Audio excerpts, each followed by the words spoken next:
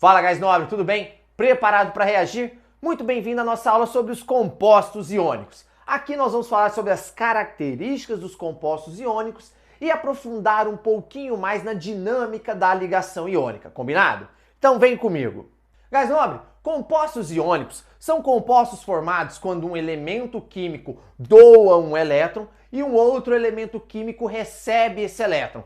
Quando isso acontece, nós temos a formação de íons, de um cátion que tem carga positiva e de um ânion que tem carga negativa, surge uma força de atração eletrostática entre eles e há a formação de um composto iônico. Agora, na nossa tabela periódica, quais são os elementos químicos que têm tendência a doar elétrons? Os metais. E quais são os elementos químicos que têm tendência a receber elétrons? Os ametais. Então, os compostos iônicos vão ser formados aí pela junção de um metal e de um ametal, beleza? Esse processo de formação de um composto iônico é um processo exotérmico, ou seja, é um processo que libera energia. Vamos dar uma olhada aqui nessa reação que eu coloquei pra gente para exemplificar. Aqui nós temos o sódio no estado sólido, ok? Reagindo com o gás cloro que está no estado gasoso.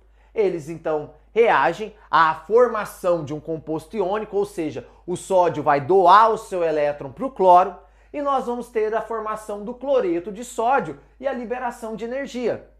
Tá? A gente não pode esquecer que a formação das ligações é uma reação química. Quando o sódio está doando o seu elétron para o cloro, está acontecendo uma reação química. Nós temos a formação de um novo composto, é um rearranjo de átomos. Está tendo uma mudança na intimidade da matéria. Então a formação dos compostos, sejam eles iônicos ou moleculares, são que reações químicas. E nesse caso aqui é uma reação química exotérmica porque libera energia. Combinado? Deixa eu abrir um parêntese aqui. Nas nossas aulas, quando eu falo de uma ligação iônica, eu desenho aqui um átomozinho de sódio, represento um átomozinho de sódio e represento um átomozinho de cloro aqui, fazendo essa ligação iônica. Mas nós sabemos que na natureza, quando isso acontece, não é um átomozinho de sódio que dá o elétron para um átomozinho de cloro.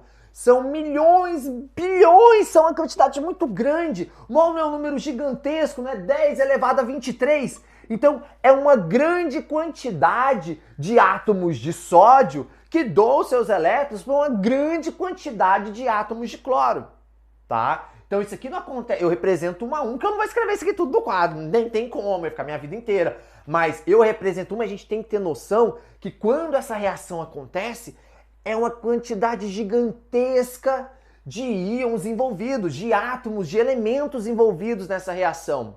E quando isso acontece, nós temos a formação de um retículo cristalino.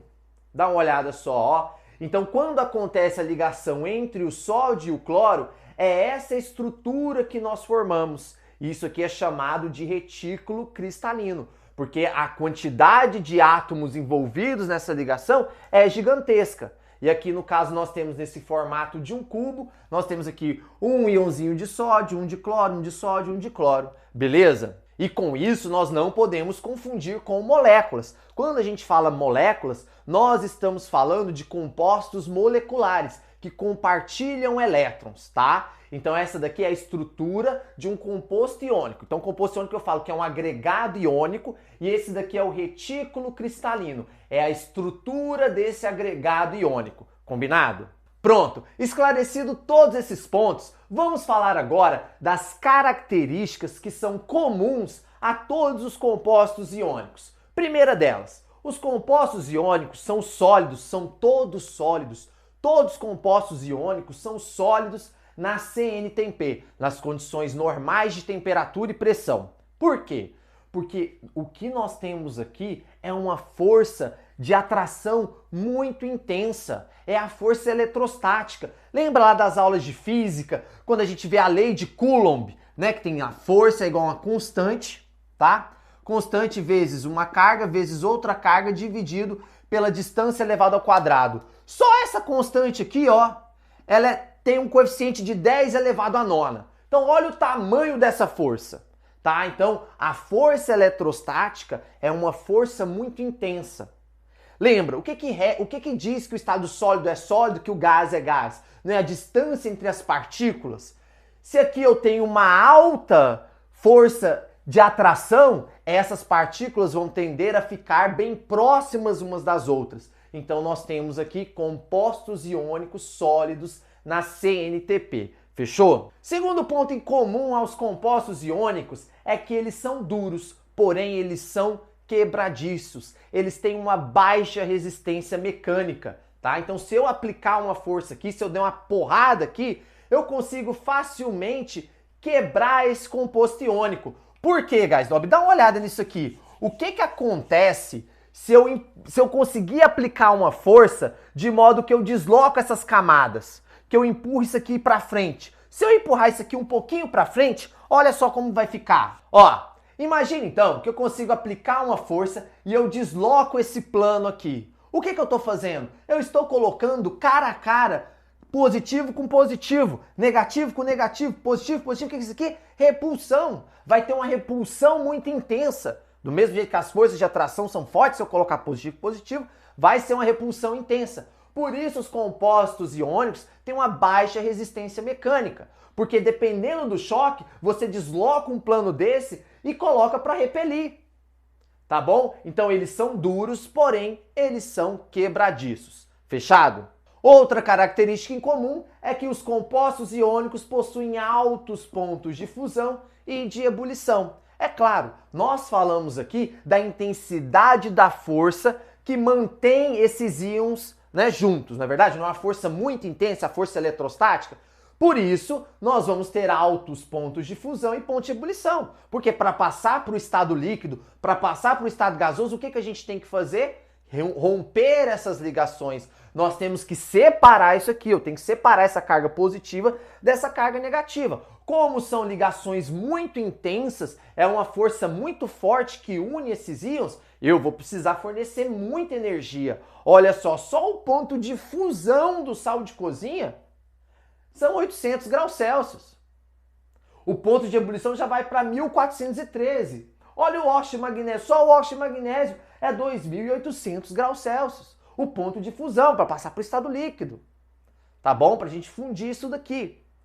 Belezinha, guys nobre? Combinado? Outra característica em comum aos compostos iônicos é que eles são isolantes elétricos no estado sólido. Tá? Então, se eu ligar aqui uma corrente, por exemplo, fazer aquele experimento da lâmpada, que a gente coloca uma lâmpada aqui e liga um fiozinho aqui para ver se conduz corrente elétrica. Se eu ligar esse fiozinho e tiver um sal aqui no estado sólido, essa lâmpada não vai acender. Por quê? Porque os íons estão ligados. Essa interação é muito forte. Não vai ter ninguém disponível para carregar esses elétrons. Porque a corrente elétrica é um transporte de elétrons, certo? Se os íons estão todos ocupados nessa ligação, em uma interação muito forte, a gente não vai ter ninguém para carregar o elétron daqui até aqui e fazer essa lâmpada acender.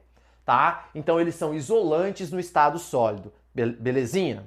E por último, os compostos iônicos são bons condutores quando em solução aquosa. Então, se eu pegar esse retículo aqui e jogar na água, ele vai conduzir corrente elétrica. Por quê? Porque a água é capaz de separar essas cargas. E aí eu vou ter o quê? Cargas livres. Se eu fizer aquele mesmo experimento da lâmpada, aqui, colocar a lâmpada aqui, tal, que lâmpada linda, enfim. Tá aqui a lâmpada. Agora, quando eu jogo isso aqui na água, a água é capaz de separar esses íons. Eu vou ter íons livres e esses íons livres vão transportar os elétrons aqui e vai fazer essa lâmpada acender. E aí é um negócio muito engraçado, porque a gente acabou de falar que aqui tem uma força muito intensa entre os íons. Tanto é que são todos sólidos, tem alto ponto de fusão e ebulição. E como?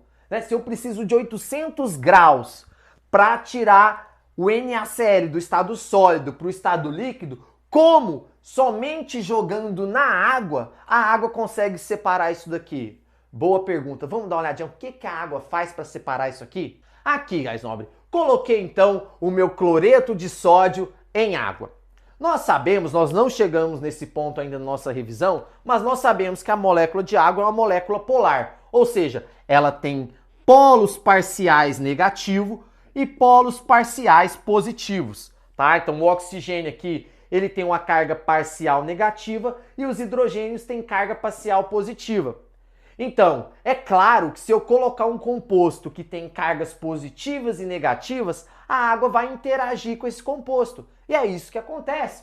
A parte negativa da água, aqui no oxigênio, começa a interagir com a parte positiva do nosso composto. Então vai vir aqui interagir com o Na+, ok? E os hidrogênios, que têm carga parcial positiva, começam a interagir com o Cl-, porque aqui tem carga negativa. Não é verdade? Então nós temos aqui positivo interagindo com negativo e isso aqui começa a acontecer em toda a estrutura do NaCl. Então, nós saímos de uma situação onde o sódio dava toda a atenção para o cloreto. O sódio, o Na+, tinha toda a sua energia aqui focada no cloreto, no Cl-, certo? E agora ele está dividindo essa atenção, ele está dividindo essas forças com quem? Com as molequinhas de água que estão cercando esse composto. E isso acaba enfraquecendo essa ligação entre os íons.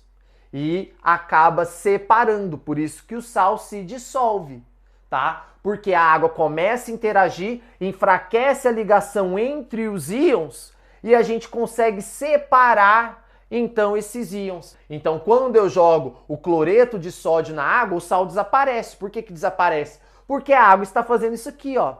Não é que ele desapareceu, é que ele dissolveu, ele tá lá. Só que agora a água conseguiu separar em íons que são pequenininhos e a gente não consegue ver, tá? E uma vez que então tem essa separação, que a água veio lá e conseguiu, com sucesso, né? Fez inferninho na vida dos dois, o sódio só tinha, né, olhos para o cloreto, aí fez um monte de inferninho na vida dos dois até que conseguiu separar. Conseguiu separar, a água vem e cerca de vez, ó.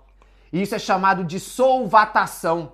A água vem e solvata os íons. E isso impede que esses íons voltem a se ligar novamente. Mesmo tendo forças tão fortes, né, de atração, a água, ao solvatar, ao cercar todos esses íons, impede que eles se liguem novamente. Solvatar é igual festa de menino. Fala assim, o brigadeiro tá liberado. Fica aquele tanto de menino assim em volta da mesa, aquilo é solvatar, é a mesma coisa. A água vem e solvata essas cargas aqui e impedem que elas se liguem de novo. Então olha que interessante, né? A gente precisa de tanta energia aqui para separar, fornecendo calor, e na água a gente separa com tanta facilidade porque a água vem e começa a interagir, enfraquecer essas ligações. Muito interessante esse mundo da química, não é verdade? Gás nobre, com isso, nós encerramos a nossa aula das propriedades dos compostos iônicos. Vejo vocês na nossa próxima aula. Um grande abraço e reage!